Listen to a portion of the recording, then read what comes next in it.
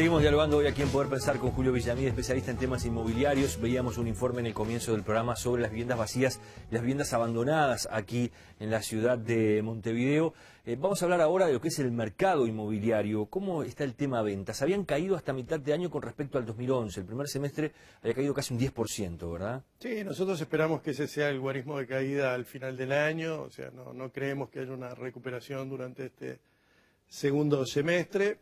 El año 2011 fue un año muy bueno, con niveles de actividad altos. Fue de los mejores años de este ciclo de expansión para el sector inmobiliario. Por lo tanto, una caída del 10% es una caída razonable. El sector inmobiliario suele amplificar los movimientos de la economía. Es decir, cuando la economía crece un 6 o un 7, que es mucho, los niveles de actividad en el mercado inmobiliario, medidos a través de la recaudación del ITP, por ejemplo, en términos reales, pueden crecer 14, 15%, es decir, pueden duplicar. Y a la inversa, cuando hay una desaceleración del crecimiento, no una recesión, pero sí una caída de repente de un crecimiento del 6 a uno del 4. Es lo que seguramente pasa este año y el año que viene. Exactamente. ¿No? Allí el mercado también amplifica ese movimiento a la baja y suele pasar a valores negativos, que es lo que pasó este año. No va a ser de todas formas un año con el impacto en la caída de los niveles de actividad similar al 2009, que concentramos más de un 20% de caída durante el año. Nosotros esperamos que se ubique al cerrar el año más o menos en un 10% menos de los niveles de actividad. Están jugando muchos factores. La retracción de la demanda argentina impacta, sobre todo en Punta del Este y en Colonia, en menor medida en Montevideo, pero las restricciones para la compra de dólares y sacar los dólares del país están afectando. Eso está complicando la construcción en el este, básicamente, ¿verdad? Está complicando la construcción en el este, ha habido una disminución importante en el nivel de transacciones. Particularmente creemos que luego que los argentinos encuentren los mecanismos y las modalidades para seguir colocando sus ahorros en lugares seguros en el exterior, y a su vez tiende a estabilizarse el tipo de cambio en Argentina, que hoy está muy volátil, en particular el dólar en el mercado negro, va a recuperarse una corriente, seguramente menor que la de los años anteriores, pero se recuperará una corriente de compradores en Uruguay. Ya lo percibimos ahora, a veces cuando durante 15 días el dólar blue, que le llaman ellos, el dólar negro, se estabiliza por 2 o 3 semanas, se retoma la corriente de demanda y de compradores en territorio uruguayo.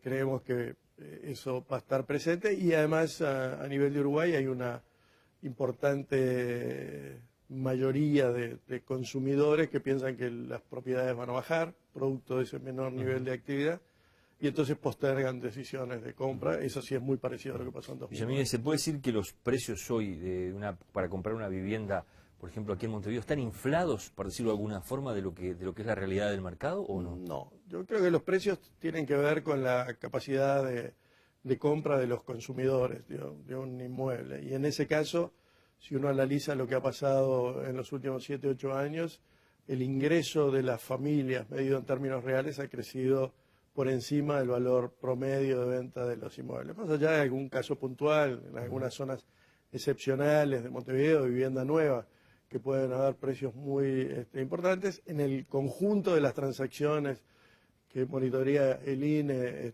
todos los años, el valor promedio de la vivienda ha evolucionado por debajo de los ingresos de la familia, con lo que el esfuerzo hoy en términos de cantidad de años de ingreso familiar requeridos para la compra de una vivienda promedio del mercado es ligeramente inferior al que existía hace 4 o 5 años atrás.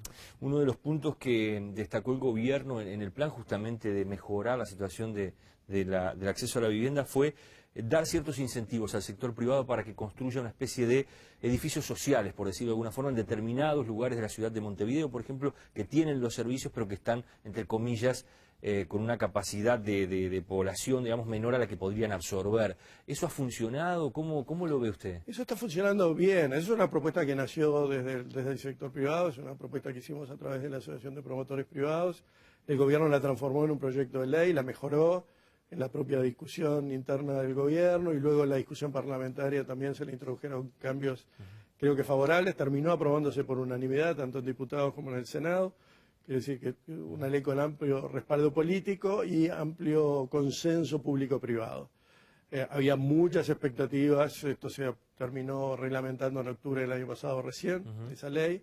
Había muchas expectativas de que tuviera un impacto inmediato, los impactos nunca son inmediatos. ¿Se puede saber la cantidad de edificios que se pueden llegar a estar construyendo a través de esta ley? Yo espero que miles de viviendas en los próximos años. Ya de hecho, en 7 meses de vigencia tenemos más de 2.000 viviendas presentadas, estamos hablando de inversiones de 150 millones de dólares aproximadamente, que lo interesante de esto es que quiere decir que hay privados que están dispuestos a arriesgar 150 millones de dólares para construir viviendas de interés social en todo el territorio nacional, porque en estas primeras 2.000 viviendas presentadas no solamente hay en Montevideo, sino en prácticamente todos los departamentos del interior. Creo que esta ley va a marcar un antes y un después, pero es un proceso gradual, hay que tener paciencia. Es un proceso seguramente lento, pero, por ejemplo, nosotros aspiramos, y esa era una de las aspiraciones cuando presentamos la propuesta, a que se pudieran construir entre 30 y 40 mil viviendas para alquilar en Montevideo, de forma de efectivamente lograr que los alquileres bajaran en términos reales, no por la vía de una reglamentación o intervención de los precios, sino por la vía de un incremento de la oferta superior al incremento de la demanda que está existiendo en estos últimos años. Usted toca ayer pasado un tema que es delicado, que es el tema de los alquileres hoy, ¿no? Cómo se han pegado muchas veces los precios de un apartamento que puede tener 2 dormitorios a uno que pueda tener 3, encontrar de repente apartamentos de un dormitorio por precios que andan arriba de los 7, 8 mil pesos. ¿Qué ha pasado con el mercado de los alquileres? Y el mercado de alquileres está distorsionado, a diferencia de los precios de venta que han evolucionado más o menos en función del ingreso de la gente. Los alquileres han crecido por encima del ingreso de las familias, que ha crecido bastante en términos reales en estos últimos años. La razón es que ha habido un aumento de la oferta porque muchos inversores se han volcado al mercado de alquileres. Esto no es un fenómeno de Uruguay, está ocurriendo en todo el mundo, desencantados por las turbulencias de los mercados financieros y por las megaestafas y todas esas incertidumbres que se generan por parte de las colocaciones financieras. Mucha gente ha optado por la seguridad del ladrillo y volver a esa tradición de tener ahorros en activos inmobiliarios que le generen una renta. Por primera vez en más de 120 años, el tamaño del mercado de alquileres año a año va creciendo en Montevideo desde hace ya 3 o 4 años. Pero ha sido insuficiente para el crecimiento de la demanda, que ha crecido más durante este periodo. Ha crecido más porque hay familias que hoy pueden pagar un alquiler y hace 5 años no tenían ingresos suficientes, por lo tanto hoy son demandantes y hace 5 años se iban a un asentamiento. Eso lleva a que en barrios pobres los alquileres también sean caros. Están ¿no? subiendo, exactamente. Como consecuencia, yo creo que es un fenómeno negativo, pero que tiene una parte positiva. Es decir, la parte positiva es que hay familias que están recuperando su calidad de consumidores en la ciudad urbana, en la trama formal, en barrios que tienen toda la infraestructura, calles, saneamiento, agua potable, etcétera. Y la única forma de lograr abatir esos alquileres es generando una oferta importante. Y lo interesante de la experiencia de estos primeros meses de ejecución de la ley es que más de la mitad de las viviendas que se están presentando ya están destinadas al alquiler. Quiere decir que probablemente en los próximos años se incremente sustancialmente la oferta de alquileres y por lo tanto haya una corrección a la baja y empiece a estabilizarse también esto que usted decía de que cualquier cosa vale el piso, ¿no? Que es la capacidad de pago de la gente. No importa si tiene un dormitorio o dos, bueno, eso es lo que vale. Bueno, en un mercado más normal, las cosas de un dormitorio tienen que valer 20 o 30% menos que las de 2 dormitorios y a su vez debería haber un salto también con viviendas de más nivel de dormitorios y de baños y de área, etcétera. Ese es un proceso en el que estamos, va a ser un proceso largo, va a durar muchos años, pero estamos en el sentido correcto, es decir, estamos evolucionando a partir de un sector privado que tiene una capacidad de inversión enorme, de miles de millones de dólares al año, como lo ha aprobado, y un sector público que no tiene recursos, pero que sí ha dicho que esta renuncia fiscal está dispuesta a llevarla el tiempo que sea necesario, en tanto haya privados dispuestos a invertir dinero en viviendas. Usted que es especialista en el tema, y ya para ir cerrando, ¿se puede calcular el déficit de viviendas que puede tener hoy el Uruguay? ¿Cuántas viviendas le faltan al país? el déficit cuantitativo es relativamente fácil de advertir y no es muy importante. Podemos incluir ahí, obviamente, todas las viviendas en asentamientos irregulares. 11-12% de la población de Montevideo llegó a vivir en asentamientos irregulares. Pretendemos que con el transcurso de los años los asentamientos prácticamente desaparezcan y esas familias puedan recuperarse para la ciudad formal. Allí tenemos varias decenas de miles en todo el país. Y después tenemos algunos hogares con hacinamiento, que son en el entorno de entre 4 y 5% aquí de Montevideo. O sea que llegamos a conformar unas entre 40 y 60 mil viviendas de esas características. Ahora, tenemos un stock muy antiguo, tenemos un stock que tiene problemas.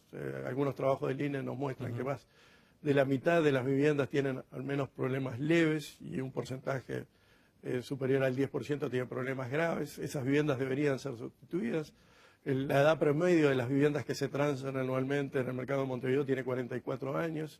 Ese stock debe renovarse razonablemente. Esos periodos de renovación son los ciclos de expansión. Por eso hoy todavía la mayor parte de las viviendas que se transan en el mercado son de la década del 50 y 60, que fue nuestro último gran momento, y después ha sido muy escasa. Bueno, yo espero que dentro de 50 años, cuando miren, encuentren esta década y la que viene como décadas donde realmente hubo una explosión de construcción de viviendas que tiene